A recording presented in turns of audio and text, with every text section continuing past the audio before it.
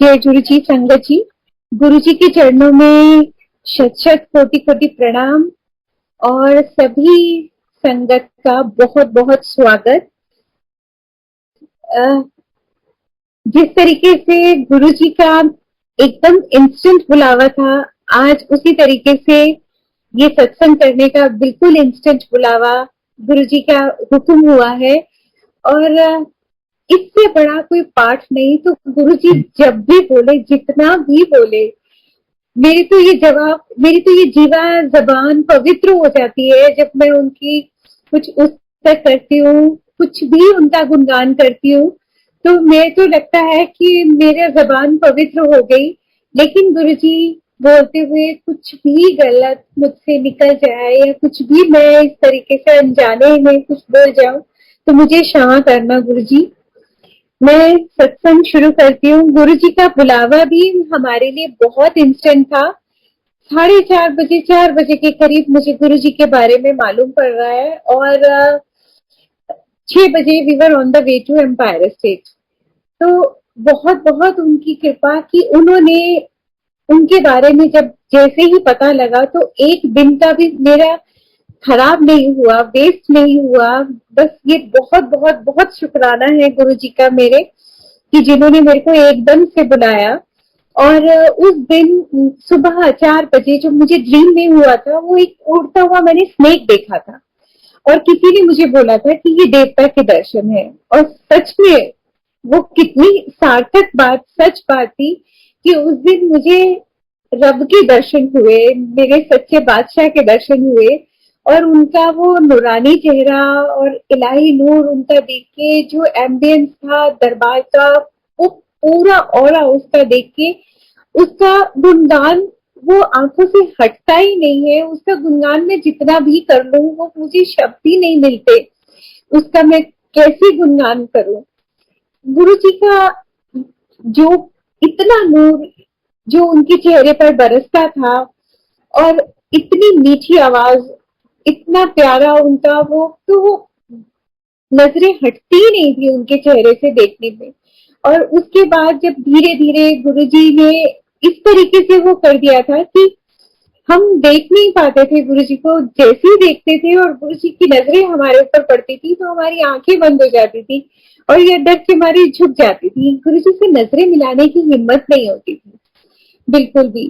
और ये कृपा रही गुरु जी की कि पहले ही दिन उन्होंने हमसे बात करी, हमको ब्लेसिंग दी। और उन्हीं की कृपा थी कि इतनी फाइनेंशियल प्रॉब्लम्स में होते हुए भी उन्होंने हमारे को कभी भी हमारा आना नहीं रोका, क्योंकि तब हम लोग इस तरीके की प्रॉब्लम्स में थे कि ये लगता था कि जब पैसे होंगे, पेट्रोल डलेगा, तभी हम जा पाएंगे। लेकिन गुरुजी ने हमको फर्स्ट डे ही इतना ब्लेस किया कि हमको फ्री पेट्रोल 75 लीटर्स मिला, जिससे पता नहीं हमारा कितनी बार का आना जाना फ्री हो गया। और मेरा तब फ्रोजन शोल्डर हुआ करता था और मैं जब डॉक्टर के पास गई उसकी इलाज के लिए, मेरा राइट हैंड फ्रोजन था। तो उन्होंने बोला कि ये आपका इतना ज्यादा फ्रोजन हो चुका है कि ये इसका सर्जरी करनी पड़ेगी। तो जैसे संजय जी मैंने बताया कि हम प्रॉब्लम्स में थे, तो मुझे लगा कि मेरा काम तो चल ही रहा है ना, छोड़ो ऐसे ही चलने दो, क्योंकि सर्जरी में बहुत पैसे लग रहे थे। तो ये हुआ कि चल रहा है, चलने दो। और आप बिलीव करेंगे, जो एक शब्द चलता है ना, शब्द चलता है गुरु जी के यहाँ, बिन बोलिया सब किछ जानदा, किस आगे कीजिए अरदास। तो गुरु जी को मालूम था कि क्या प्रॉब्लम है। ना मैंने संगत जी उसके लिए कोई अरदास की, ना ही कभी प्रेयर किया उसके लिए, क्योंकि गुरु जी के पास जाके तब ये तो नहीं मालूम था कि वो सब कुछ जानते हैं। लेकिन उनके चरणों पे जब हम माथा टेकते थे, तो जितना मर्जी हम सोचते थे कि ये अरदास करेंगे, वो करेंगे, कुछ भी नहीं याद रहता था टोटली। बस ये होता था कि वो मोमेंट फ्रीज हो जाए और हम वहीं पर अपना मस्तक है वहीं पर हमारा टिका रहे। गुरु जी ये बस आप और हम, और ये उसके बाद में वो मन ही नहीं होता था सिर उठाने का, और कुछ भी नहीं याद रहता था। अरदास करने का। जितना मर्जी हम सोच लें कि गुरु जी से ये मांगेंगे वो मांगेंगे, पर हमें ये भी, हम बुद्धू थे कि ये भी नहीं मालूम था कि गुरु जी से ये सारी चीजें नहीं मांगना, क्योंकि ना हमारा कोई इस तरीके से पहले का कोई कनेक्शन था। मतलब जो हमको लेके गए थे वो भी एक दो बार ही गए थे, तो वो भी ज्यादा नहीं जानते थे। तो उसके बाद में उन्होंने तो हमको बस लगता था जोड़ने के लिए वो जुड़े, उसके बाद तो उनका जाना भी बंद हो गया। और हमारे को बस संगत से वहां पर कोई बात करता नहीं था। तब बाहर में जब लाइन में लगे भी होते थे तो बस स्माइल कर देते थे, और बस बात जय जय गुरु जी तो नहीं बोलते थे, तब बस हाथ जोड़ के नमस्ते ही बस ज्यादा हो जाती थी, तो हो जाती थी। जय गुरु जी तो गुरु जी की लीला करने के बाद शुरू हुआ था। और बस हम लोग स्माइल करते थे, फेसेस से एक दूसरे को पहचानते थे। लेकिन डिसिप्लिन इतना रहता था कि बाहर जब हाथ धोने के लिए लाइन लगता था या लंगर के लिए वेट होती थी, तभी भी हम किसी से कोई बात नहीं किया करते थे। तो जो भी हमको मालूम पड़ता था या कुछ भी, मतलब वो अपने ही एक्सपीरियंस से ही जो चीजें हमें पता चली। और वो एक बार क्या हुआ कि एक हफ्ता हमारे पास कोई अरेंजमेंट नहीं था। सच में गुरुजी जानते हैं कि तब हमारे पास में पैसे ही नहीं थे कि गुरुजी के पास में हम आ सके वो हफ्ता। तो वो हफ्ता मैं रोती रही कि गुरुजी कोई तो जरिया बना दो, कोई तो ऐसा हो जिसके साथ हम जा सके। हमें बुला लो गुरुजी, बुला लो गुरुजी। मैं वो चारों दिन रोती रही, और आंखों से आंसू बहते रहे। और हर वक्त वो पूरा वक्त जो एम्पायर स्टेज का होता था, मैं यही सोचती थी कि अभी ये हो रहा होगा, अब वो हो रहा होगा, अभी शब्द चल रहे होंगे, अभी लंगर प्रसाद हो रहा होगा। तो लेकिन हम तो नहीं जा पाए, लेकिन गुरु जी आए ड्रीम में, उन्होंने दर्शन दिए।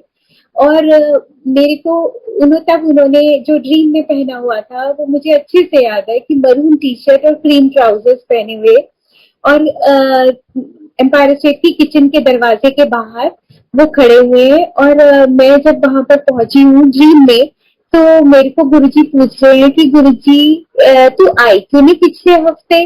तो मैंने गुरुजी को जवाब दिया, मैंने कहा गुरुजी तुम सब जानते हो मैं क्यों नहीं आ पाई। और संगत जी आप बिलीव करेंगे, नेक्स्ट वीक जब हम गए, गुरुजी उन्हीं कपड़ों में, वही maroon T shirt cream trousers, उसी जगह वहां पर बैठे हुए, वहीं पर। और मैं देख के दंग रह गई कि गुरुजी आपने इन्हीं कपड़ों में तो मुझे दर्शन दिए थे, इसी जगह मुझे दर्शन दिए थे। और हम तमले इतने हैं कि हम बताने की कोशिश करते हैं कि गुरुजी मैंने आपको यही देखा था इन्हीं कपड़ों में, और आंसू मेरे बहते जाए। और गुरुजी इतना ब्लश किए, और ब्लश करते करते वो अपना दूसरी साइड किया, क्योंकि वो तो सब जानी जाने, क्योंकि उनका तो ड्रीम में जो दर्शन है वो उनकी मर्जी के बगैर हम ले ही नहीं सकते। और गुरुजी ने जो मुझे बहुत शुरुआत में जो दर्शन दिए थे वो दिए थे, हमारी कार को उन्होंने ब्लेस किया। मुझे ड्रीम में दर्शन दिए कि गुरुजी ड्राइविंग सीट के पीछे वाली सीट पर गुरुजी बैठे हैं। और जब मैं सुबह उठी तो मैंने अपना सपना रिकॉल किया, और इतनी मैं खुश। थर्ड फ्लोर पर हम रहते हैं, मैं नीचे गई पार्किंग में, वहां पर गाड़ी खोली, वहां पर मैंने प्रणाम किया कि ये गाड़ी धन्य हो गई जिसमें मेरे गुरुजी के चरण पड़े। और उस जगह को मैंने सजदा किया, माथा टेका। और उसके बाद बिलीव करेंगे संगत जी, वो गाड़ी, क्योंकि बताया मैंने आपको फाइनेंशियल प्रॉब्लम थी, तो मेंटेन तो हम दूसरे वे में करते नहीं थे, कोई सर्विस नहीं होती थी, कुछ नहीं होती थी। और उसके टायर्स भी बहुत घिस गए थे। अगर हमें ये लगता था कि अगर कभी भी ये पंचर हुआ तो पंचर वाला तो बोलेगा कि ये टायर्स में है ही क्या जो मैं पंचर लगाऊं। लेकिन जब गुरु की रब की मेहर हो जाए तो जितना मर्जी उसमें लोग थे, क्योंकि इतनी वो ब्लेस करिए गाड़ी गुरुजी ने, इतनी नई संगत उसमें मंदिर गई है। चाहे वो रास्ता पथरीला आया, पत्थरों वाला आया, कुछ भी आया, जो ऑफिशियली उसमें 4 या 5 लोग बैठ सकते थे, 800 हुआ करती थी हमारे पास, लेकिन कभी भी 6-7 इससे कम तो लोग गए ही नहीं उस गाड़ी में, और साथ के भी 8-8 लोग तक भी कई बारी गए, और कभी भी ना वो आते ना वो जाते, पंचर हुई। और उसके अलावा उसकी माइलेज धीरे धीरे धीरे धीरे बढ़ती गई।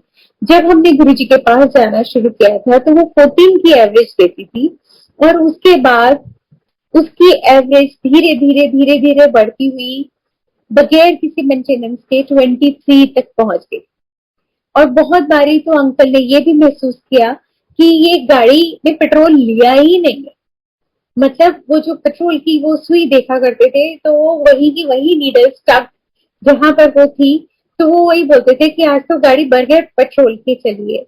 तो गुरुजी की इतनी कृपाएं हम पर बरसी हैं कि हम क्या बताएं, जितना भी हम शुक्राना करें वो कम है संगत जी।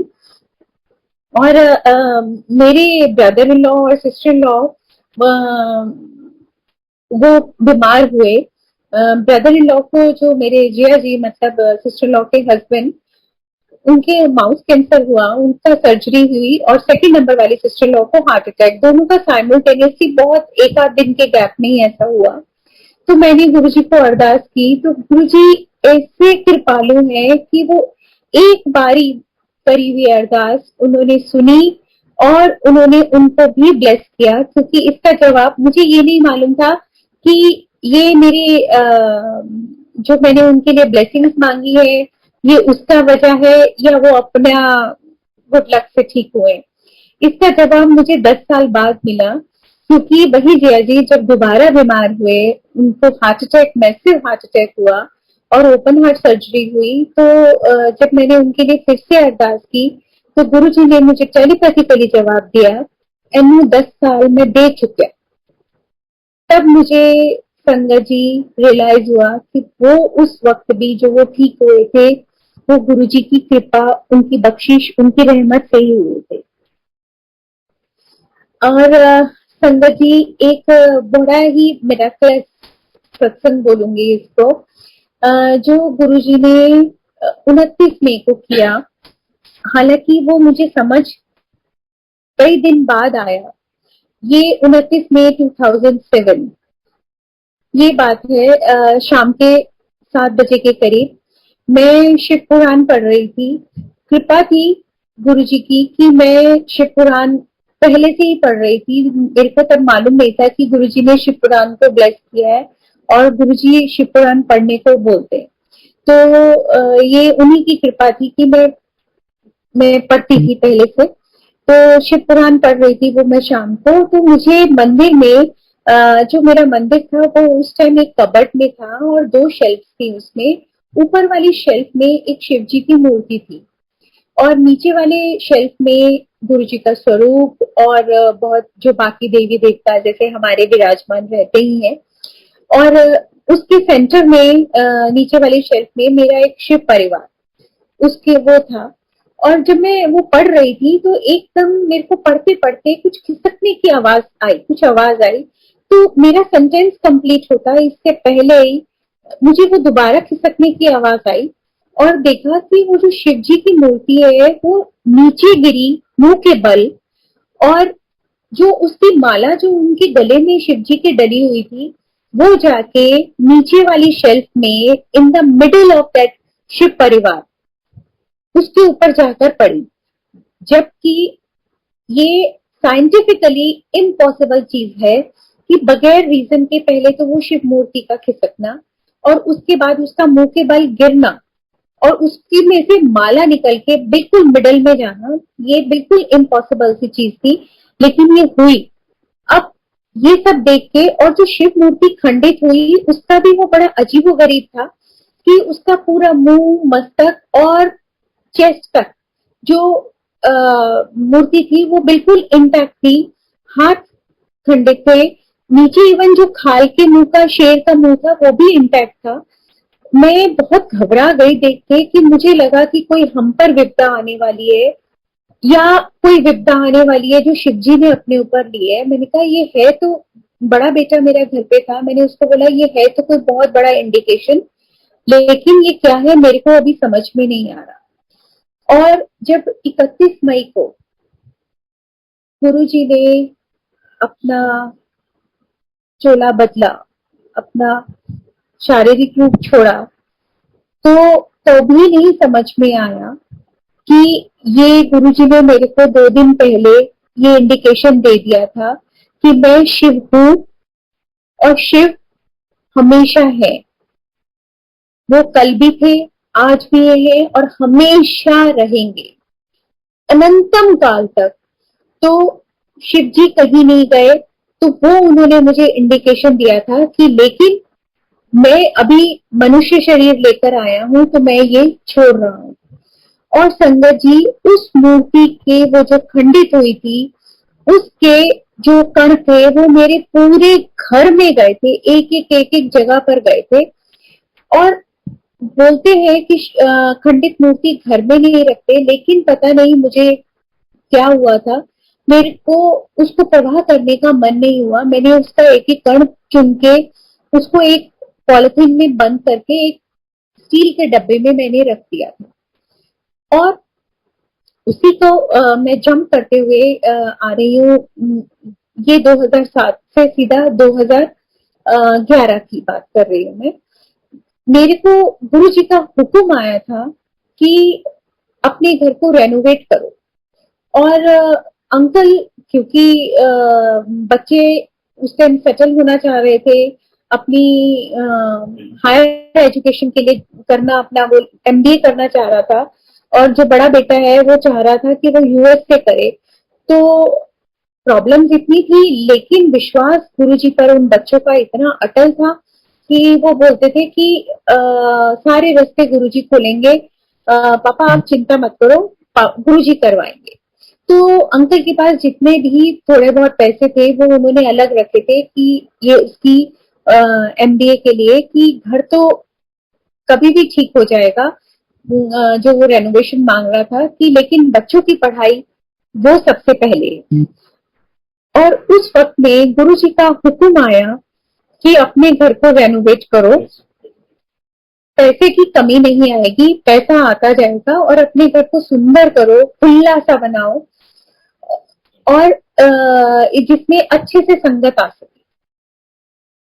संगत जी, आप बिलीव करेंगे कि 8 फरवरी को ओल्गा आंटी के द्वारा ये मेरे को मैसेज आया, और 11 फरवरी को हमारे घर हथौड़ा लग गया। और गुरु जी की इतनी कृपा कि जो भी कॉन्ट्रैक्टर या जो भी कुछ हमारे घर में जब कोई बात करने आता था काम की, तो वो इतना कम कोट करता था कि हमारे मुंह खुले के खुले रह जाते थे कि इतना कम। और हम बोलते थे कि बस इतना ही, कहते हाँ जी इतना ही। और इतने अच्छे से, इतना सुंदर से सारा काम हुआ।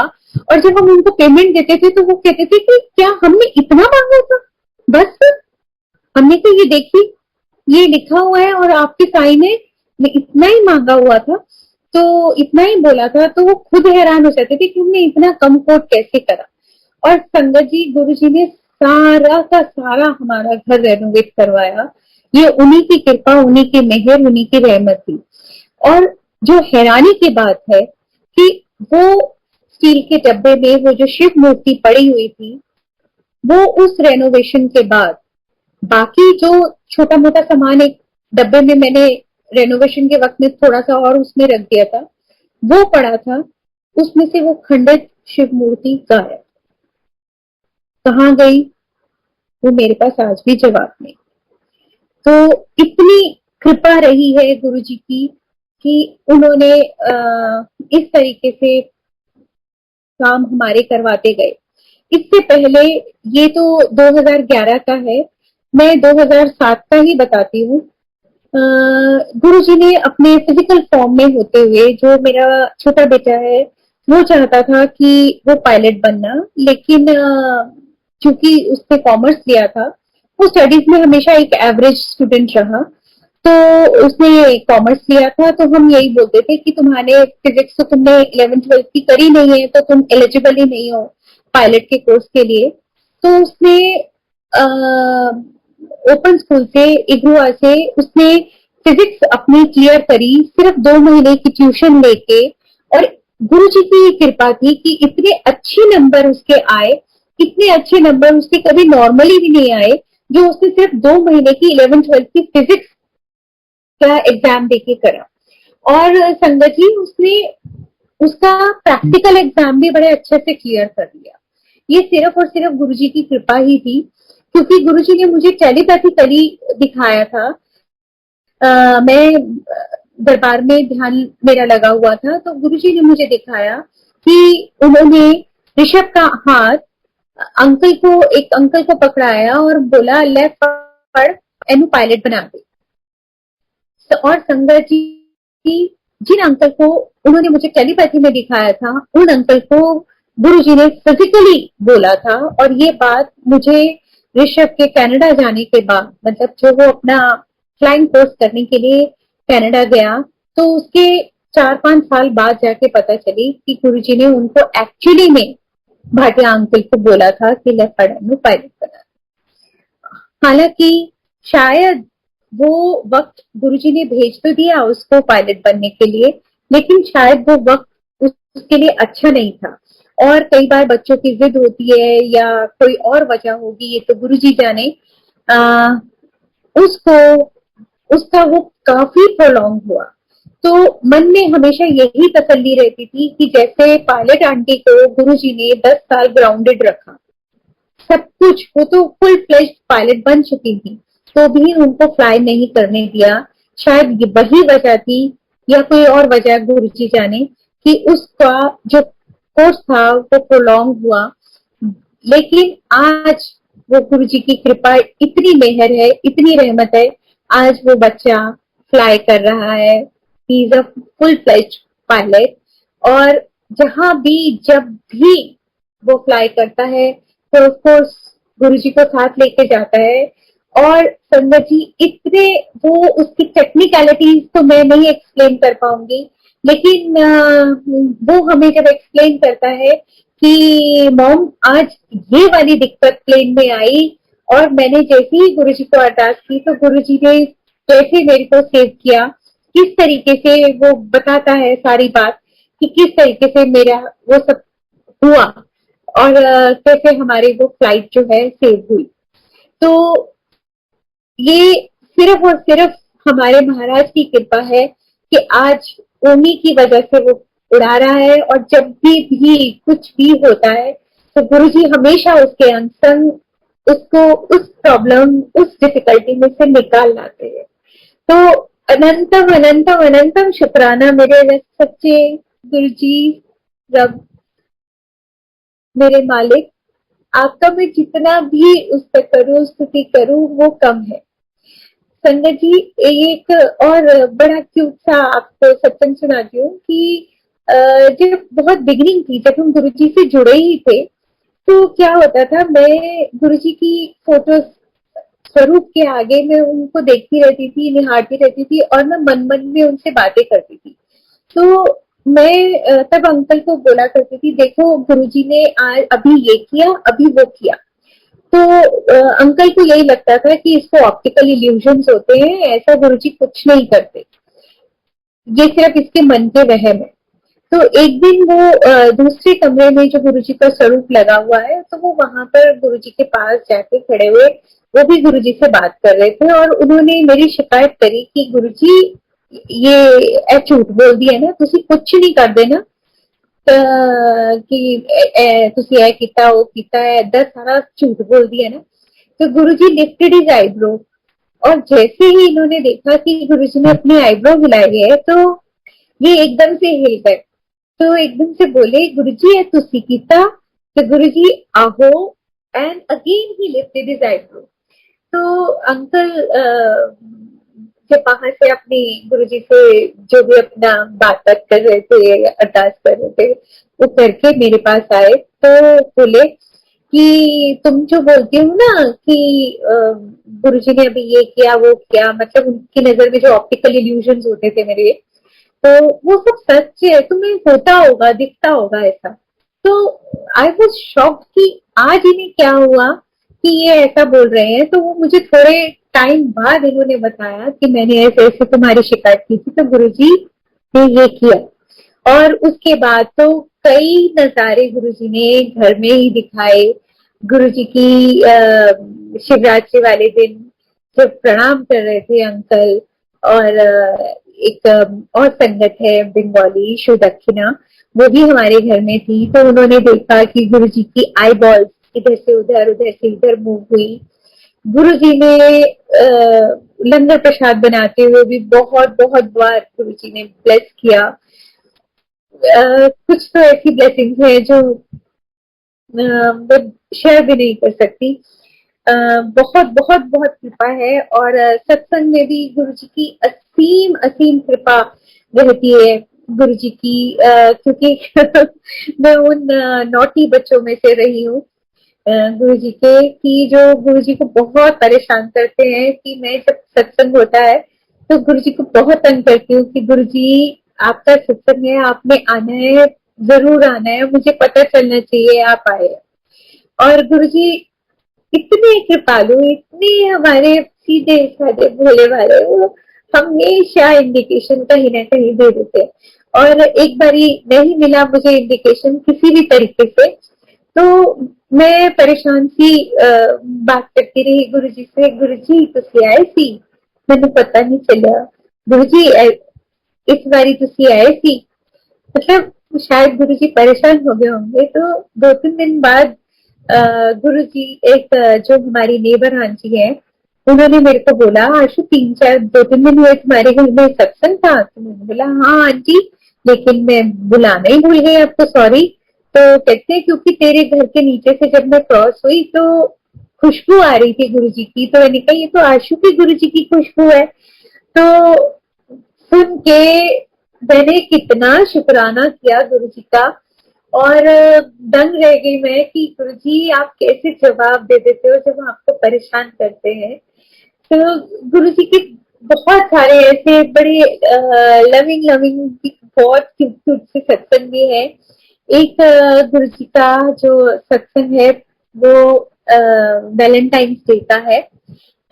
वैलेंटाइन डे पे उस दिन हमारी सेवा थी, तो ये तब की बात है जब इतनी रिस्ट्रिक्शंस नहीं होती थी। रिस्ट्रिक्शंस नहीं, अब हमें डिसिप्लिन मेंटेन करके रखना पड़ता है मंदिर में, क्योंकि संगत बहुत बढ़ चुकी है।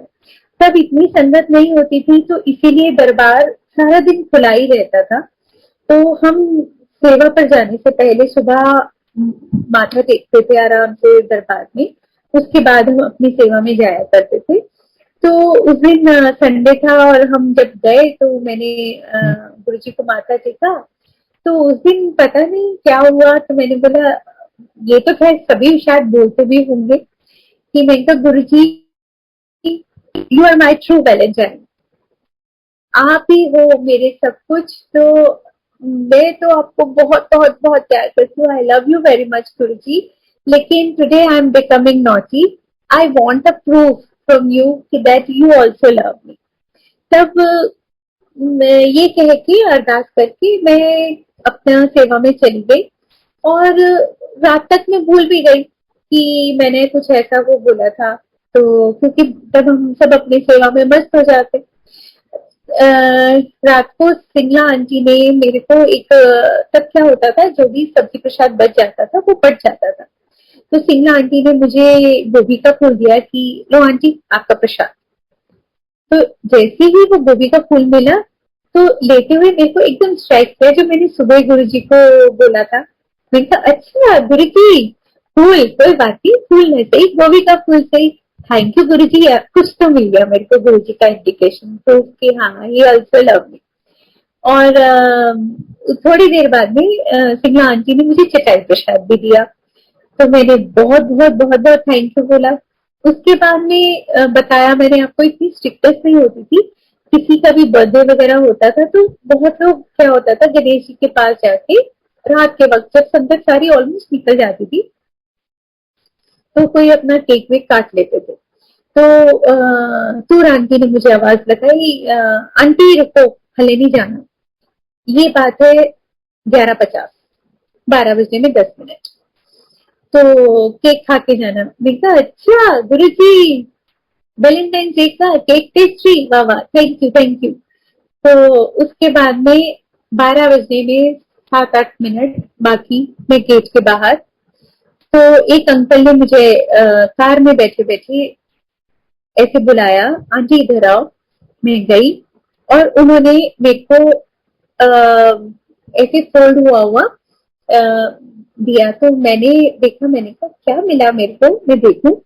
तो जब मैंने खोल के देखा तो इतना बड़ा स्वरूप, येलो चोले वाला। संगत जी, उस वक्त गुरु जी के स्वरूप ऐसे ना तो बटते थे ना तो मिलते थे, और हम लोगों को पता भी नहीं होता था कि हमें स्वरूप इतने बड़े वाले मिलेंगे कहाँ से। तो वो, और गुरु जी को मालूम था कि ये वाला स्वरूप इतना आजकल मेरे को भा रहा है, इतना अट्रैक्ट करता है कि मैं हर वक्त वही वाले उनको स्वरूप में निहारती रहती हूँ। तो वो वाला इतना बड़ा, मैं तो जैसे ही मैंने वो खोल के देखा, मैं तो उछल उछल के, मतलब कितनी मैं जंप किया होएगा।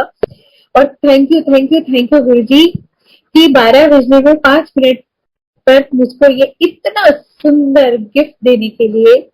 आज भी मेरे मंदिर में वही वाला स्वरूप लगा हुआ है संगत जी। और उस चोले ने, उसमें गुरुजी ने अपने चोले का रंग भी बदल दिया है, वो येलो से पिंक हो चुका। तो जितना, अब क्या रीजन ये मैं नहीं जानती, लेकिन अनंतम अनंतम अनंतम शुक्राना गुरुजी, ये अपनी इस नालायक बेटी का इतनी प्रेयर सुनने का और इस तरीके से अपना प्रसाद और इतना प्यार और इतना कृपा करने का। गुरुजी बहुत बहुत बहुत बहुत थैंक यू।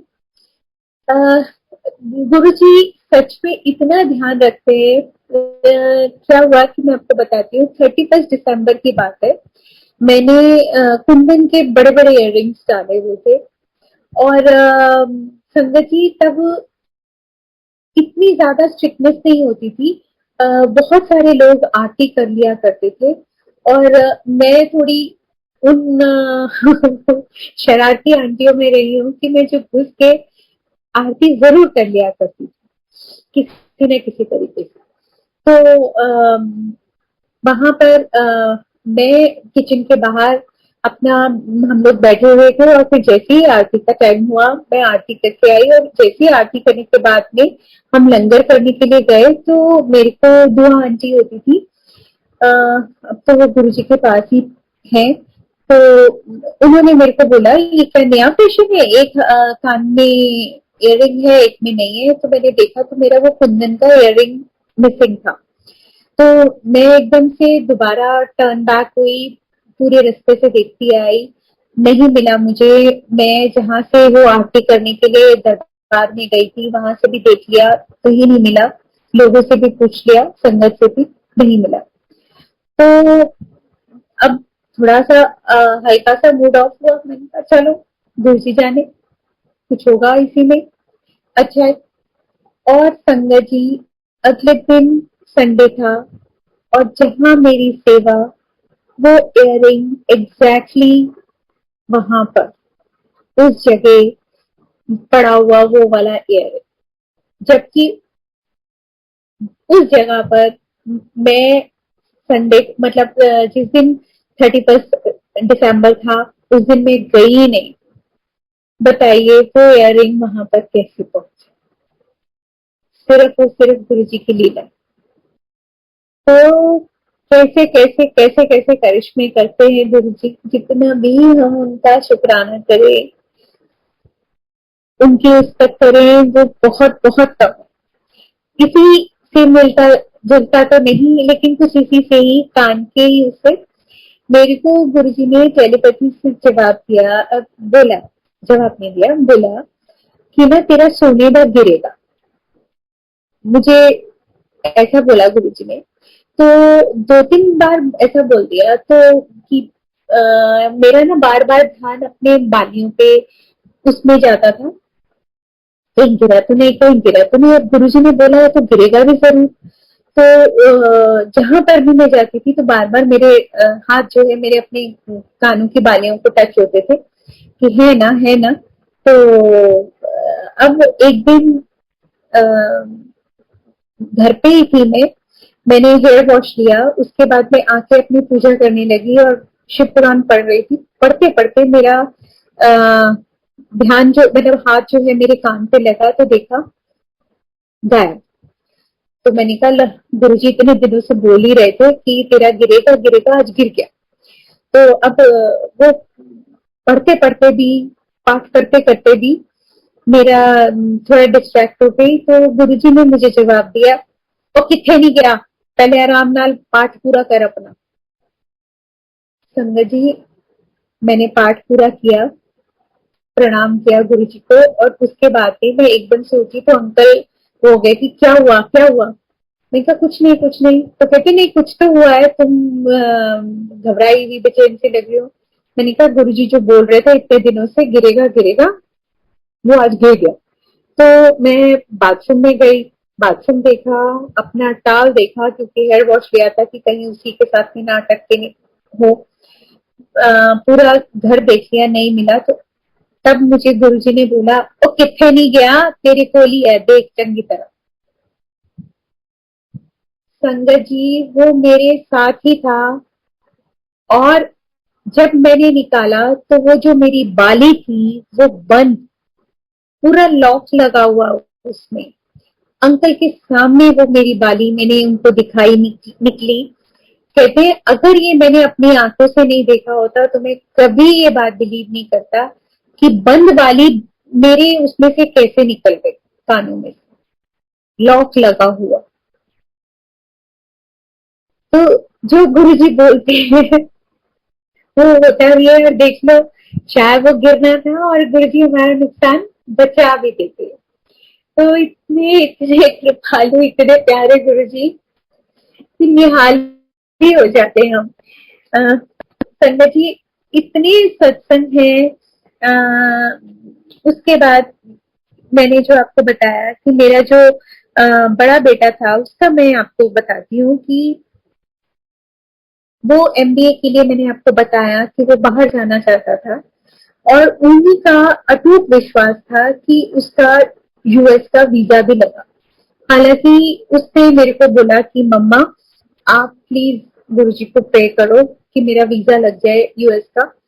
तो मैंने बोला कि नहीं, अपने कनेक्शन खुद बनाओ, 1 to 1 होता है, तो अपना अरदास खुद करो। कहते नहीं वो तो आप ही करोगे, मैं नहीं करूंगा। तो मैंने जो गुरुजी को अरदास की कि गुरुजी ऐदे ਲਈ चंगा होए ਤਾਂ ਵੀਜ਼ਾ ਲਗਾਣਾ, ਤੁਸੀਂ ਜਾਣਦੇ ਹੋ ਇਹਦਾ ਫਿਊਚਰ, ਅਗਰ ਉੱਥੇ ਹੈ ਚੰਗਾ ਤਾਂ लगे, नहीं तो नहीं। और गुरुजी कंडीशन अप्लाई कि फीस का इंतजाम तुसी करना, मेरे को नहीं हैगा। और संगत जी, जब इसका वीजा का इंटरव्यू था तो इसने देखा कि एक विंडो पे 5 में से 4 केसेस रिजेक्ट हो रहे। तो इसने उसी टाइम गुरुजी को अरदास की कि गुरुजी इस विंडो पे मेरा नाम ना आए। तो गुरुजी ने इसको उस टाइम टेलीपैथी से जवाब दिया, पंद्रह वीजा उनने नहीं, मैं लाऊं। और एग्जैक्टली इसका उसी विंडो पर नाम मतलब नंबर आया और इसका वीजा लगा भी। वो लोग जो हमको कहा करते थे, क्योंकि बताया मैंने आपको कि हम उस टाइम फाइनेंशियल ट्रबल्स में थे, तो वो कहते थे कि तुम्हारे बच्चों का वीजा तो बिल्कुल नहीं लगेगा। मेरे मेरे बच्चों का वीजा तो ऐसे चुटकी बजाते हुए ऐसे लगेगा, क्योंकि मेरे बैंक में तो 65 लाख पड़ा है, मेरी तो इतनी प्रॉपर्टी है, मेरे बच्चे का वीजा तो ऐसे लगेगा।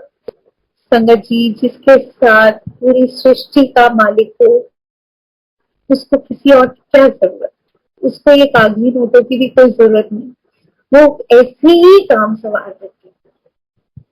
सच में उनके बच्चों के वीजा आज की डेट में भी नहीं लगे। और हमारे जो, मैं वो बोलती थी कि तुम्हारे 65 लाख, हमारे तो 6500 नहीं है बैंक में, हमारे पास तो सिर्फ और सिर्फ गुरु जी है। और अगर मेरा गुरु चाहे तो क्या नहीं हो सकता। छोटे बेटे को उन्होंने पायलट बनाया, बड़े को यूएस भेज दिया अपनी मास्टर्स करने के लिए। और संगत जी, कोई भी ये बात बिलीव नहीं करता कि जब आप बोलते हो कि आपके पास पैसे नहीं है तो आप कौन अपने बच्चों को बाहर पढ़ने भेजता है। हम मान ही नहीं सकते, लेकिन ना मानो, जो हमारे पास तो बस गुरु जी है, वही हमारे काम संवारते। हमारे पास संगत जी आज भी अगर हम रिकॉल करके देखें तो वो फीसें कहाँ से आई, कैसे गई, किस तरीके से वो सब खर्चे हुए, कैसे वो कर्जे भी उतार दिए गुरुजी ने हमारे, हम नहीं जानते। क्योंकि वो मालिक बैठे हैं हमारा काम करने को, काम हमारा काम करने को नहीं, अपने संगत का उन्होंने इतना कृपा की है, इतना बख्शा है कि हम जितना भी उनका गुणगान करें, शुक्राना करें, कहीं नहीं कर सकते। उनका तो बिल्कुल हमारे पास जबान भी नहीं है, शब्द भी नहीं है उनकी तो शुक्राना करने को। संगत जी जब बड़ा बेटा जो यूएस गया था तो हमारे को यही होता था कि इसका जैसे सुनते थे कि बच्चे को 20 घंटे की जॉब मिल जाती है वहां पर वीक की, तो बच्चे अपना खर्चा निकाल लेते। लेकिन संगत जी 6 महीने बीत गए, इसकी जॉब नहीं लगी, बाकी सारे इसके फ्रेंड्स की लग गई, इसकी नहीं लगी। तो मैं वही सोचती थी, मैंने कहा गुरु जी भेज तो दिया, पर कितनी परीक्षा हमारी और लोगे, देखो उस बच्चे का खर्चा भी वो खुद नहीं ले पा रहा है, वो भी हमें भेजना पड़ रहा है। गुरु जी दे तो आप ही रहे हो, लेकिन हम क्या करें, उसकी लग जाती तो अच्छा होता ना, तो वो अपने डेली एक्सपेंसेस तो निकाल लेता। अब गुरु जी जानते हैं ना कि वो अपने बच्चों को कितना प्यार करते हैं और कितना उनका ध्यान रखते हैं। संगत जी उन्होंने बोला कि मेरा बच्चा छोटी मोटी नौकरी नहीं करेगा, उसको असिस्टेंट प्रोफेसर की नौकरी मिली पढ़ते हुए, अपनी मास्टर्स करते हुए, और इतने अच्छे से उसको स्कॉलरशिप भी मिली, जो मेरी दबी हुई ख्वाहिश थी, जो सिर्फ मैं ही जानती थी कि ये इतना इंटेलिजेंट है कि ये कभी तो मुझे स्कॉलरशिप ला के दिखाता। ये एक माँ की ऐसी इच्छा थी जो कोई नहीं जानता था, तो वो गुरुजी को पता था, सिर्फ वही जानते हैं ना हमारा अंदर बाहर। तो उन्होंने वहां पर इसको वो सैलरी भी मिली, स्कॉलरशिप भी मिली, और गुरुजी ने बोला मेरा बच्चा कोई छोटी मोटी नौकरी थोड़ी करेगा, करेगा मेरा बच्चा तो बड़ी करेगा, और अपना एक सेपरेट रूम उसको मिला। और उस वजह से जो जो उसको फैसिलिटीज एमिनिटीज मिली, उसने कितने बच्चों का साथ में और भला कर, कितना उनको हेल्प किया। बहुत बहुत शुक्राना गुरु जी का कि उसको इस जोक बनाया, वो किसी की हेल्प कर पाए। और संगत जी आ, ये एक आपको सत्संग बताती हूँ, जो अंकित के मतलब जो बड़ा बेटा है, जब उसने जाना था तो उसके शुक्राने का सत्संग हमने करना था। और वो जो सत्संग की डेट फिक्स हुई थी वो हुई थी 31 जुलाई 2012। तो उस वक्त में ऋषभ जो छोटे वाला बेटा है, जो ऑलरेडी कनाडा में था, तो उसने उसके थ्रू गुरुजी ने मेरे को कहलवाया कि मानू कह दई कि संगत बहुत आएगी, उसको संभाले नहीं संभलेगी, लंगर ज्यादा बनाएगी। संगत जी गुरु जी की कृपा थी। आ, उससे पहले गुरु जी ने मुझे हुक्म दिया था कि जो कुछ भी लंगर बनाना है वो खुद बनाना। तो कृपा रही उसके बाद में कि कोशिश मेरी यही होती है कि जितना भी लंगर मैं बनाऊं वो घर में ही बने और खुद ही बनाए हम। तो अब उस टाइम पर हम एक्सपेक्ट कर रहे थे कि 250 के करीब संगत आएगी। तो गुरु जी का मैसेज हो करके तो हमने उसको जस्ट मेड इट फॉर 300 कि 300 तक लंगर संगत आएगी तो बड़े आराम से ये पूरा हो जाएगा, इतना लंगर बनाया। और उस वक्त क्या हुआ, अगर आप लोगों को याद हो तो नॉर्दर्न ग्रिड फेल हुई थी 31 जुलाई, पूरा दिन लाइट नहीं, और बगैर लाइट के ही सारा काम हो रहा था। और उसके बाद में मैंने गुरुजी को, हाँ जो हमारा इन्वर्टर चल रहा था जनरेटर से, वही उससे से जो काम हो रहा था, तो तब मैंने गुरुजी को अरदास की। मैंने कहा गुरुजी तुहाडा सत्संग पूरी शानो शौकत नाल होना चाहिए। मैं कहा पूरे संसार में संभाल के बैठे हो, नॉर्दर्न ग्रिड दी की औकात है, ਤੁਹਾਡਾ सत्संग पूरी शान नाल होना चाहिए। किसी भी तरीके दी मैं संगत नूं होके ना तुहाडे शान च कोई कमी है गुरु जी, ਇਹ जे कम करना। संगत जी 7 बजे का सत्संग था, 6 बजे लाइट आया, जबकि वो नॉर्दर्न ग्रिड में मेट्रोज भी बंद हो गई होंगी, आपको अगर कुछ लोगों को याद होगा तो। 7 बजे का सत्संग, 6 बजे लाइट आ गई, और बाकी जो गुरु जी के वचन थे वो तो सर्वथा सत्य। 350 से ऊपर संगत, और बोलते हैं ना कि घर बड़ा हो जाता है जब संगत आती है, तो सही में वो दीवारें कहाँ पीछे खिसक गई, क्या हुआ, कैसे संगत इतने भरे सामान में भी वो संगत सारी वहां पे समा गई।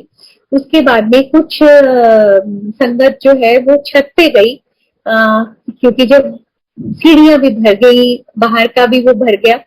तो और मेरे को अंकल बोले कि ना तुम मेरे को और चादरें निकाल दो।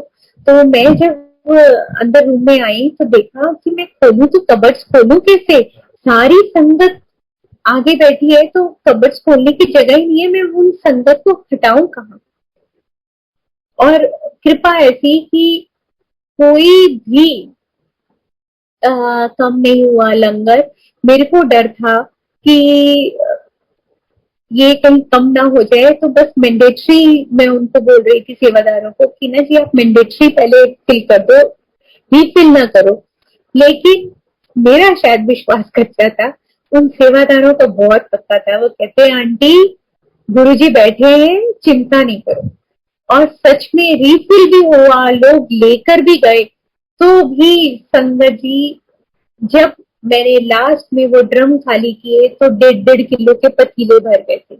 चाहे वो दाल प्रसाद हो, चाहे वो मीठा हो, चाहे वो सब्जी प्रसाद हो, चाहे वो रायता प्रसाद हो, कुछ भी था वो सारा वो भरा। तो वो बताइए, वो डिवाइन प्रसाद नहीं था तो क्या था। ऐसा ही जब छोटे बेटे की शादी थी, उसका सत्संग शुक्राने का जब हमने करा था, शादी से पहले का सत्संग उसका, तो क्या हुआ था कि मखनी दाल बनाई थी, और वो एक कैसरोल 10 किलो का था और एक 5 किलो का था, जिसमें 10 किलो वाला कैसरोल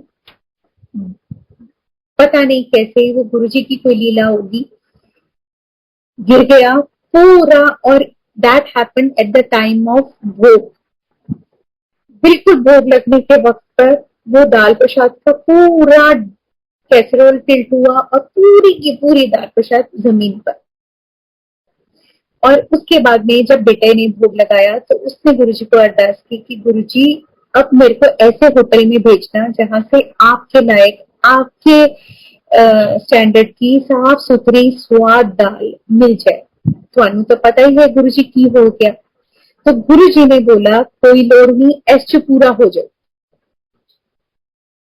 तो ये उसको बेटे को टेलीपैथी से जवाब दिया। और संगत जी, वो दाल प्रसाद इतनी संगत में, जो 150 के करीब संगत थी, उसमें पूरी हुई। 25-30 संगत रात को आई, उनको भी पूरी हुई। जो कड़ा प्रसाद सबको थालियों में सर्व हुआ था, तो उस दिन मुझे नहीं मिला था बाय चांस। तो मैं जब रात को जब संगत आई तो मैं उनको कड़ा प्रसाद देने के लिए कैसरोल खोला, तो वो तो खाली था। तो मैंने देखा कि उसकी ढक्कन की लिड पर वो थोड़ा थोड़ा पड़ा। तो मैंने कहा चलो जरा जरा सा भी वो एक एक कण भी मिल जाए प्रसाद का तो बहुत है। तो मैंने कहा आप ले लो। तो वो कहने लगे कि हमारे तो थाली में था, जबकि थालियां मैंने लगाई हैं, मैंने तो वो प्रसाद डाला ही नहीं क्योंकि वो तो खाली था। संगत जी, कैसे गुरुजी अपनी संगत का ध्यान रखते हैं और हर चीज उन तक पहुंचाते हैं। मैं कहाँ तक उनके उस तक करूं, बहुत बहुत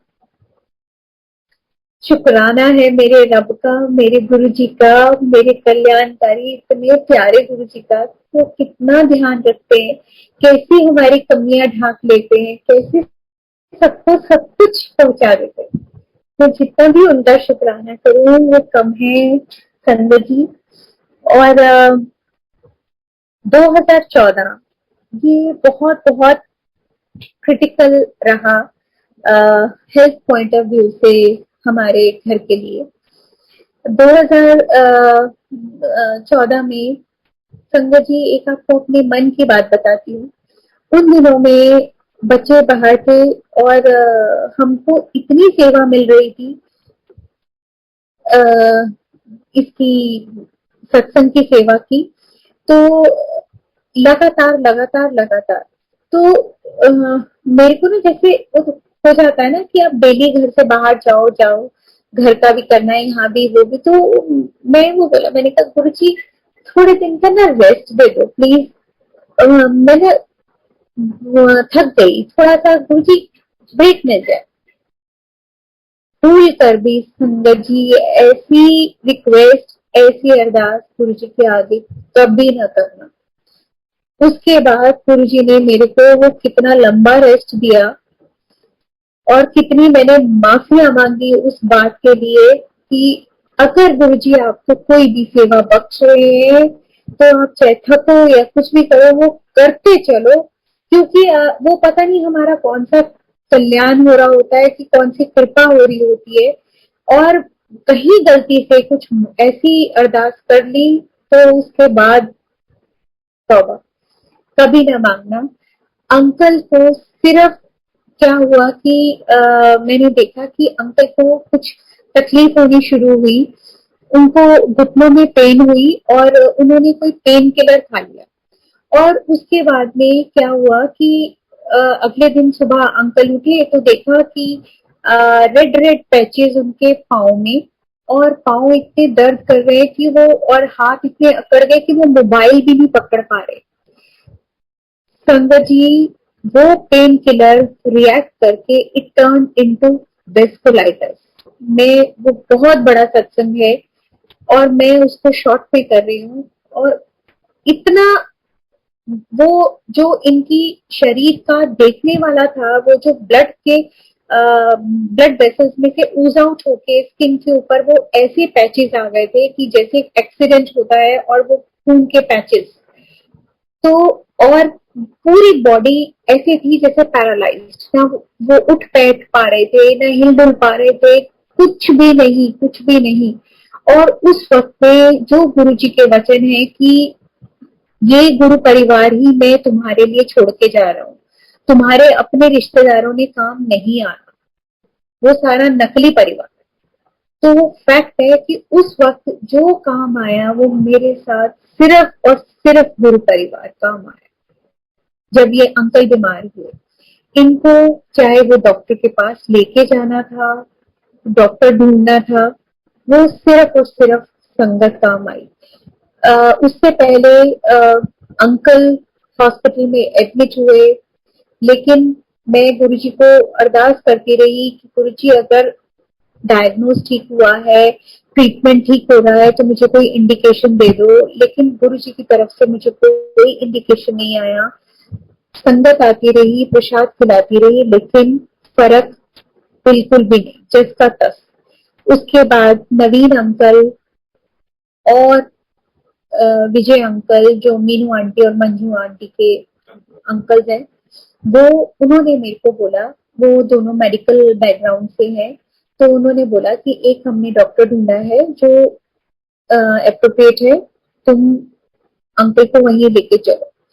तो जो मैं गुरुजी को अरदास करती थी कि गुरुजी को इंडिकेशन दे दो, जैसे ही अंकल को लेके हम फोर्टिस के गेट पे पहुंचे हैं नोएडा, वहां पर गुरुजी की फ्रेग्रेंस, जो मैं बोलती थी कि गुरुजी अगर सही इलाज हो रहा है तो बताना, तो मुझे कोई इंडिकेशन दो, इंडिकेशन दो।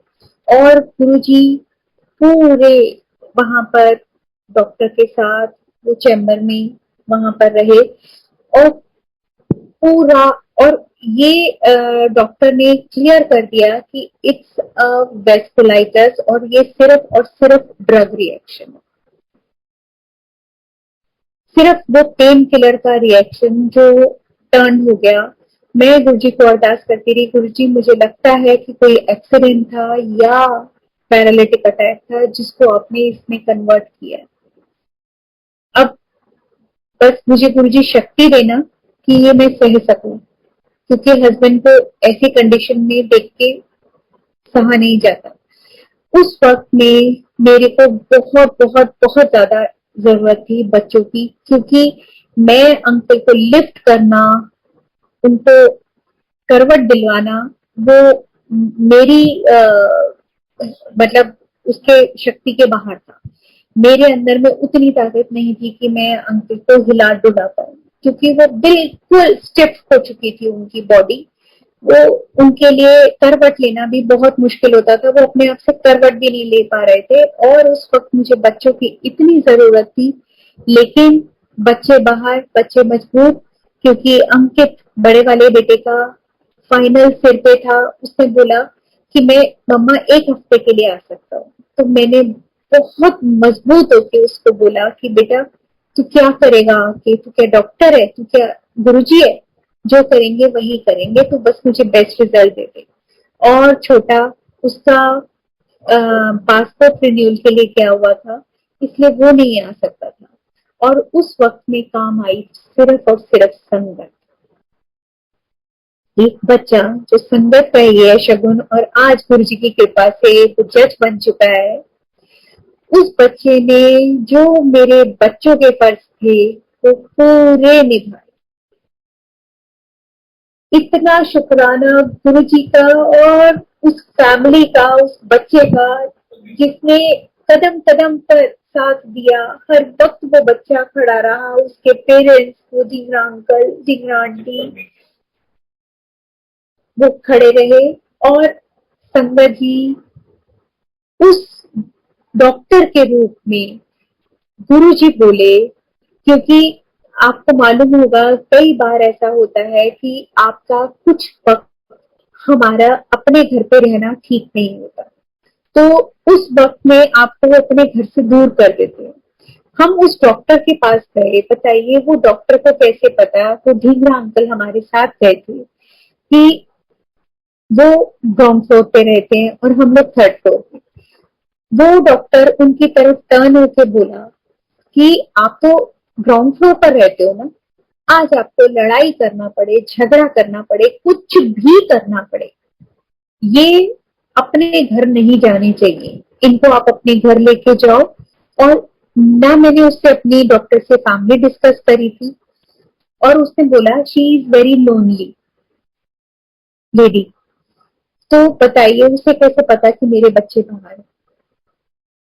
सिर्फ और सिर्फ गुरु जी थे जो उसके मुंह से बुलवा रहे थे, सब वो बोल रहे थे। और उसके बाद जब मैंने उस डॉक्टर को शिकायत की कि डॉक्टर साहब इतना हैवी मेडिकेशन जा रहा है, तो और ये कुछ नहीं खाते, तो उस डॉक्टर का ये कहना कि समोसा खिला, लेज के चिप्स खिला, जलेबी खिला। सोचिए जो गुरुजी प्रसाद बांटते रहे हैं हमेशा, समोसा जलेबी का, वो मुझे कह रहा है समोसा खिलाओ, जलेबी खिलाओ, लेस के चिप्स खिलाओ। तो मैंने बोला डॉक्टर साहब हम तो स्टेरॉइड्स दे रहे हैं, तो उसमें तो नो सॉल्ट नो शुगर आपने कहा था। तो जैसे गुरु जी का अंदाज, बिल्कुल वो उसी अंदाज में बोला, वो सब मैं 15 दिन में संभाल लूंगी। सोचो कि आपके ये, हमारा ये रब, हमारे ये गुरु जी क्या क्या नहीं करते अपनी संगत के लिए। डॉक्टर बनकर आते हैं, डॉक्टर के रूप में आते हैं, उसकी मुंह के द्वारा बोलते हैं। मैं कहाँ तक शुक्राना करूं, हमारा तो रोम रोम से भी हम भी शुक्राना करें गुरु जी का तो वो भी कम। जितनी भी हम उनकी उसका करें वो भी कम है, क्योंकि हर सांस हर उनके दी हुई है। उसके बाद वो नवीन अंकल और विजय अंकल जो मेडिकल बैकग्राउंड से थे, और डॉक्टर ने भी बोला था कि ये अब अपनी, क्योंकि हम इनकी इम्यूनिटी लो कर रहे हैं तो ये अपनी सेवा नहीं कर पाएंगे। लेकिन अगर मेरा रब चाहे तो कुछ भी पॉसिबल है ना। अंकल 6 महीने बाद अपनी सेवा में वापस थे। सोचो गुरु जी कितनी कृपा करते हैं, कितनी कृपा करते हैं। और उसके बाद मैंने गुरु जी से अपने उस बात के लिए भी बहुत माफिया मांगी कि गुरु जी जो मैं कहती थी ब्रेक, मैंने ऐसा ब्रेक तो नहीं मांगा था ना गुरु जी, मैंने तो सिर्फ कुछ दिन मांगे थे और कितने महीनों में ऐसे वो टर्न हो गए। तो लेकिन फिर भी गुरुजी ने बहुत बहुत बहुत कृपा करी और पता नहीं हमारा क्या कटवाया, ये तो गुरुजी जाने। और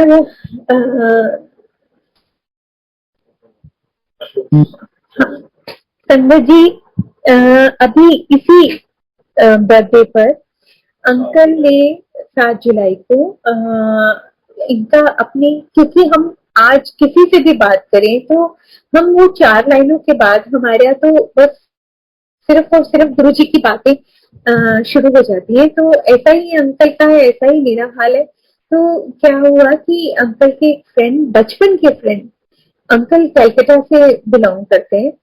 तो वो कलकत्ता का फ्रेंड जो ग्वालियर शिफ्ट हो चुका है, तो उसको अंकल गाए बजाए गुरुजी के बारे में बताते रहते थे। तो उसकी वाइफ को काफी प्रॉब्लम चल रही थी। तो अंकल ने बोला कि तुम आते क्यों नहीं, दिल्ली आओ और मैं तुम्हें मंदिर लेके जाऊं, तुम गुरुजी से ऐसे ऐसे जुड़ो और करो। तो उसने बोला कि उसको पता चला कि गुरुजी का बर्थडे है 7 जुलाई को। तो वो आया ग्वालियर से, स्पेशली गुरुजी के बर्थडे के लिए वो आए अंकल। और उसके बाद में गए। मेरे को तो वो सही में ऐसा लग रहा था कि इतने रश में, इतनी गर्मी में ये घबरा जाएंगे कहीं कुछ, क्योंकि मैंने कितने लड़कियों को देखा था खुद से लाइन में चलते हुए कि वो फेंट हो रही थी, गिर रही थी, कितनी संगत की तबीयत खराब हो रही थी। तो मेरे को यही था कि कहीं कुछ उन्हें कुछ ऐसा हो ना। तो लेकिन नहीं, वो पूरे कृपा रही उनके ऊपर। और हम पूरा दर्शन करके और उसके बाद में जब घर लौटे तो हमने यही बोला कि ये जल प्रसाद आप लेकर जाओ और अपनी वाइफ को इसको बढ़ाते रहना और देना। संगत जी देख लो, 7 जुलाई से लेकर आज क्या हुआ, आज 21 जुलाई हो रही है और कितनी इम्प्रूवमेंट हो गई है। उनका फोन आया है कि मेरे वाइफ के हेल्थ में बहुत इम्प्रूवमेंट हो गई। देखो कितनी कृपा, कितनी कृपा, कितनी अनंतम उनकी रहमतें हैं जो हर किसी पर बरस रही, हर किसी पर बरस रही है। तो कहाँ कहाँ तक हम शुक्राना करें। अभी 2-3 दिन पहले की बात है, हम लोगों को पार्लियामेंट स्ट्रीट जाना पड़ा, एक बैंक में काम था और कुछ अर्जेंट ऐसा काम था कि हमें, बारिश हो रही थी और संगत जी वही ड्यू टू दैट 15 years वाला वो हम लोगों को अपनी गाड़ी सेल आउट करनी पड़ी थी। तो गाड़ी भी नहीं थी हमारे पास, तो हम लोग ऑटो में गए थे। और वापसी पे जब हम वहां से निकले तो अब ऑटो, बारिश बहुत तेज थी, तो एक ऑटो मुझे आता दिखाई दिया तो मैंने हाथ दिया तो देखा उसमें कोई लेडी ऑलरेडी बैठी हुई है। तो हमने कहा सॉरी सॉरी, हमें लगा खाली है। तो कहती नहीं नहीं नहीं, इट्स ओके, आपको कहाँ जाना है। तो कोइंसिडेंटली कृपा थी शायद गुरु जी की कि उसका और हमारा रास्ता एक ही था। देखिए आज की डेट में कोई स्ट्रेंजर को नहीं बिठाता, लेकिन उसने अपने दुपट्टे से सीट साफ किया और बोला आ जाओ आ जाओ, कोई बात नहीं। मैं और अंकल दोनों बैठे और उसके बाद में थोड़ी सी बात हुई और उसके बाद में हमारा तो गुरुजी का सत्संग शुरू हो गया। अब वो इतनी एक्साइटेड हो गई। अब वो कब केरलाइट थी वो, और तो अब वो मंदिर पहुंच गई हो तो मुझे मालूम नहीं, क्योंकि कुछ फोन नंबर तो हमारे एक्सचेंज नहीं हो पाए थे। लेकिन हमारा बैठ के सारी कुछ हमने कहा थैंक यू गुरु जी को। वो कुछ लगे अच्छा आप गुरु जी को मानते हैं, वो जो गुरु जी लिखा होता था, हाँ हम ऐसे वही होता है कि कोई भी मिले हमारे पास तो गुरु जी के अलावा बात करने के अलावा कुछ है ही नहीं। तो आप ये देखिए कि गुरुजी कैसे कैसे छोटी छोटी जगह पर, छोटी सी चीजों पर भी कितना वो करते हैं। और उसको हम ऑफर करते रहे थे संगत जी कि पैसे दिए, उसको दिए तो कहती नहीं नहीं नहीं नहीं, मेरे को तो जाना ही था, मैं नहीं, मतलब ही नहीं है पैसे लेने का। तो कौन किसको बुरा लगता है कि अगर किसी के भी पैसे कम हो जाए, या हम तो बोल रहे थे कि हम पूरे देते थे, आपने हमें इतना हेल्प कर दिया, यही बहुत ज्यादा है। तो लेकिन वो नहीं मानी, तो हमने कहा सर, ड्राइवर को बोला, हमने कहा आप ले लो भैया जी, आप ले लो, कोई बात नहीं। लेकिन अमेजिंग, ड्राइवर ने भी मना कर दिया। बताइए, है ना हैरानी की बात। कौन आज की डेट में ऑटो ड्राइवर छोड़ता है, और कौन ऐसे किसी स्ट्रेंजर को लिफ्ट देता है, और उसके बाद में कोई उससे लेना देना नहीं, कुछ नहीं, और वो हमसे पैसे हम मिलते करते रह गए, उसने हमसे शेयर नहीं करा, लिए ही नहीं हमसे। तो पता नहीं कौन कौन से रूप में किस किस को गुरुजी भेज देते हैं। एक और छोटा सा सत्संग सुना के मैं अपनी वाणी को विराम देती हूँ कि गुरुजी ने हमेशा से हमें ना स्टोन्स पहनने के लिए मना किया, क्योंकि गुरुजी बोलते हैं कि ये जो ग्रहों से तो मैं कोडियां फैलना, तो मैं जब ब्लेस करता हूँ, तो अगर तुम लोगों ने ये सब पहना हुआ होता है, तो ये मेरे ब्लेसिंग्स में रुकावट पैदा करते। तो ये बात, लेकिन जब हम शुरू शुरू में आए थे, तो वो 1-2 सालों तक नहीं हमें मालूम पड़ा था। और वजह भी यही थी, मैंने आपको बताया कि हम लोग किसी से हम इतना जानते नहीं थे। मैं सिर्फ जाना करती थी तो रीना आंटी को जानती थी, और इतनी बात नहीं हुआ करती थी। जब हम लोग लंगर के लिए वेट कर रहे होते थे, तो सब डिसिप्लिन मेंटेन करके वहां पर चुपचाप से बैठे होते थे। हाथ धोने के लिए भी जब बैठते थे, तो चुपचाप से, कोई आपस में इतना बात नहीं करता था। तो संगत जी, क्या हुआ कि जो छोटा बेटा जो पायलट बनने के लिए गया था कनाडा, तो उसने पुखराज पहना हुआ था, क्योंकि पंडित ने बोला था कि आपके बच्चों का ऐसे ऐसे ये वीक है, तो पुखराज पहना दो। तो बड़े ने तो पहना ही नहीं, क्योंकि वो तो डजन बिलीव, वो तो बोलता है कि नहीं, जब गुरुजी है तो ये सब चीजें मैं नहीं पहनूंगा। ये उसका बिलीव था। तो मैंने छोटा जो जा रहा था कनाडा, तो उसको पहना दिया था। तो गुरु जी ने उसको ड्रीम में दर्शन दिए, और उसको कुछ रिंग के बारे में बोला। तो संगत जी, उसने मुझे फोन करके बोला कि मम्मा, गुरुजी आए थे ड्रीम में, वो रिंग का कुछ कह रहे थे, और मेरे को नहीं मालूम वो क्या बोल रहे थे, लेकिन कुछ गुस्सा कर रहे थे। आज थर्सडे है, आप मंदिर जाओगे तो गुरुजी से पूछ के आना। उनका अच्छा, ठीक है। तो मैं गई, मैंने माथा टेका, माथा टेकने के बाद बैठे दरबार में। तो मैं फ्रंट रो में ही बैठी हुई थी, और मैंने भी मोती पहना हुआ था अपने राइट हैंड में, और left to left Paul aunty बैठी हुई थी। तो मैंने बैठ के गुरुजी को अरदास की, Guruji, Rishabh is not very much clear about the ring, please give him clear message. मैंने ना ऐसे ही बैठ के वहां पर गुरुजी को अरदास की, इन्हीं शब्दों में करी। तो संगत जी, अभी ये मेरे को अरदास किए हुए हार्डली 15 सेकेंड या 20 सेकेंड हुए होंगे कि वो पॉल आंटी दरबार में शब्द चल रहे हैं, उन्होंने वो, मैं राइट हैंड में क्या पहनी हूँ और मेरे हाथ फोल्ड है, वो बिल्कुल भी नहीं देख सकती।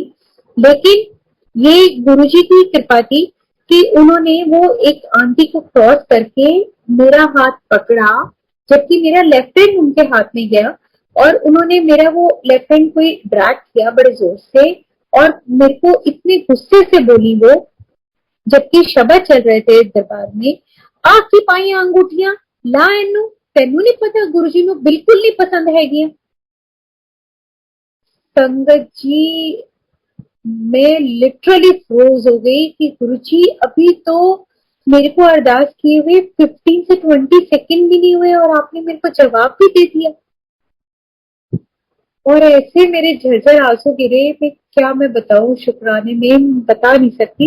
और संगत जी, मैं जैसे ही दरबार से निकली, वहां पर फोन नहीं करते, लेकिन हम इतने एक्साइटेड हो गए थे, हमने वहीं से ऋषभ को फोन किया कि ऋषभ, रिंग निकाल दे बेटा। तो जो भी संगत सुन रही है या आगे भी बताए कि आप ये इस तरीके के स्टोन्स वाले रिंग्स ना पहने, गुरुजी बिल्कुल लाइक नहीं करते, क्योंकि ये ब्लेसिंग्स में हर्डल होती है गुरुजी। तो इसी के साथ ही मैं अपनी वाणी को विराम देती हूँ और बहुत बहुत बहुत बहुत शुक्राना गुरु जी। और पता नहीं कितनी कृपाएं, कितनी मेहरें, कितनी रहमतें आप करते हैं, जिनको कुछों को तो हम जान भी नहीं पाते और कुछ हम टाइम लिमिट होने की वजह से बता भी नहीं पाते। तो विक्रम अंकल का, कुणाल अंकल का, पूरी मंदिर मैनेजमेंट का बहुत बहुत बहुत बहुत बहुत बहुत शुक्रिया। थैंक यू गुरु। जय गुरु।